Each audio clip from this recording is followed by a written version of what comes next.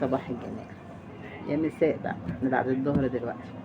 يا مساء الجمال والحلويات والطعمات والشربات والسكرات والحلويات. حلويات. عيالي راضيين عني فبيجيبوا لي حلويات، عارفين ان انا باخر الفطار، فقالوا لي لا يعني كلي نسبة سكريات برضو، بس مش للدرجة يعني جايبين، بصوا عارف ان انا بعمل ازاي فجأة. جايبين لي، وكانوا جايبين لي معاها القهوة. يعني دي مع مشروب القهوة بتبقى غير. بس عايزة اقول لكم ان كيس القهوة اللي جابوها لي للأسف اتسرق، وانا مش من اللي سرق، بس انا مسامحة. انا كنت في عونه بقى ايام امتحانات فسرق القهوة بتاعتي. ربنا يا رب ينجح ولادنا وولادكم وولاد المؤمنين اجمعين يا رب، وكل اللي عندهم شهادة ربنا ينجحهم وينولهم اللي في بالهم يا رب قادر يكلم. حلو. في حد تاني جميل جاب لي برضه دول. عارفين بقى ان انا ايه يعني اخر النهار كده بهنج، بس انا طبعا مش هاكل كميه الحلويات دي كلها، لا انا بقسمها طبعا عشان برضو ايه، ولا تسرفوا يعني، ولا تسرفوا في الاكل ولا في الحلويات. يعني مش معنى كده ان انا عندي كذا حاجه حلوه ان انا يعني اسرف فيها وكده والكلام ده، لا خالص. فدلوقتي انا ايه بحب احوش الحلويات. جمعت بقى ايه يعني قدر حلو كده من الحلويات، غير القهوه غير النسكافيه غير الحاجات دي يعني. في بقى حد مخصوص كده في ولادي بيعمل لي بقى كوبايه اللي هي النسكافيه باللبن دي.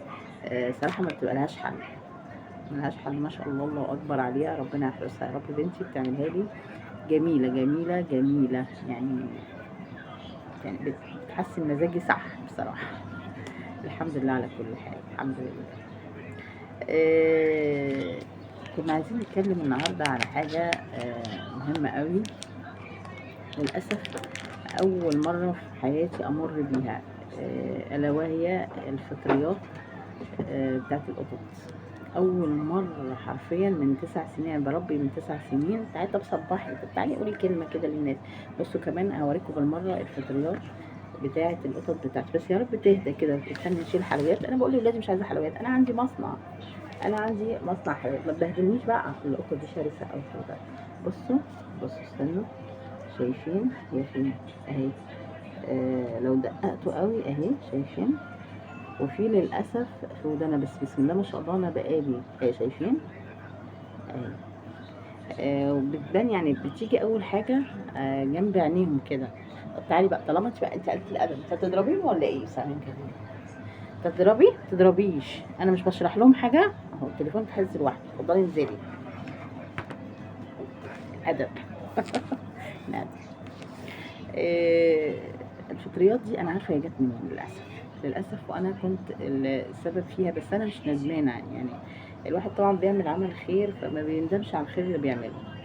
القطين الصغيرين انا كنت جايباهم من الشارع، فهد وغزال. كانوا طبعا عمرهم يوم لسه. للاسف يعني انا بسببهم اتدمرت عندي حاجات ودفعت ثمن حاجات كتير قوي. اول هام الخلفه بتاعت كارلا كلها راحت مني. وكانت خلفه عظمه يعني، ما لحقتش حتى اصورهم ولا افرح بيهم اساسا. ماشي الحمد لله، بس بقول الحمد لله على كل خير وعلى كل حال.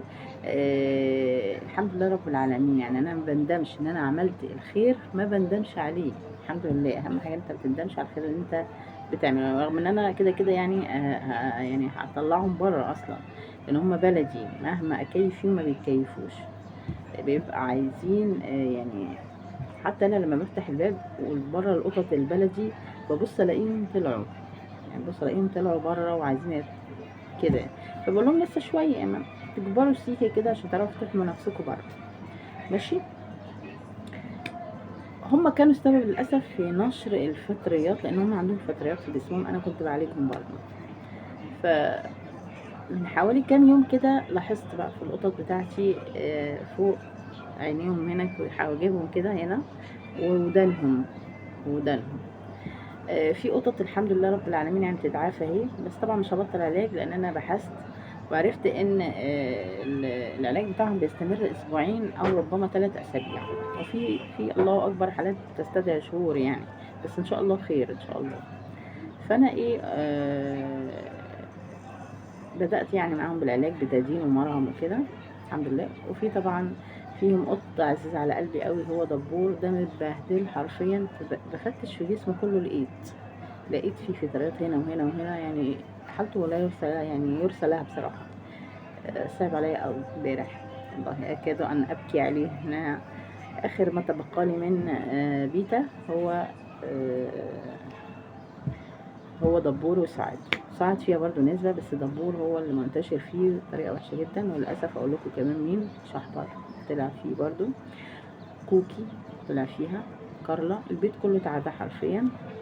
هو اللي يعني الحمد لله لحد دلوقتي مفيش أي أعراض ظاهرة عليه. بيبسي بقول يا رب يا رب بلاش بيبسي، يا رب بلاش بيبسي. قاعدة معايا هنا مش راضية أقعدوا معاهم جوه عشان عازلاهم يعتبر، عشان بيبسي ده هيبهدلني. لازم احلق له حرفيا، لان بيبسي شعره كثيف جدا، اكتر من امه، اكتر من اخته، اكتر من اي حد. هو اكتر قط عندي شعره كثيف، مش هينفع ان انا اعالجه كده من فوق الوش، لازم احلق له خالص عشان اعالج جسمه كله.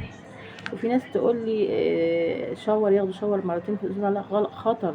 لان لو القط عنده فطريات، لو اخد شاور بتنشط الفطريات، مش هيخاف، جلده مش هيجف بسرعة، فبينشط فيها الفطريات. فأحسن أأمن طريقة لعلاج الفطريات يا جماعة عن تجربة، البيتاجين. بتطهري بالقطنة الأول مكان الأماكن يعني المصابة، وبعد كده بتحط لهم المرهم اسمه ميكوناز.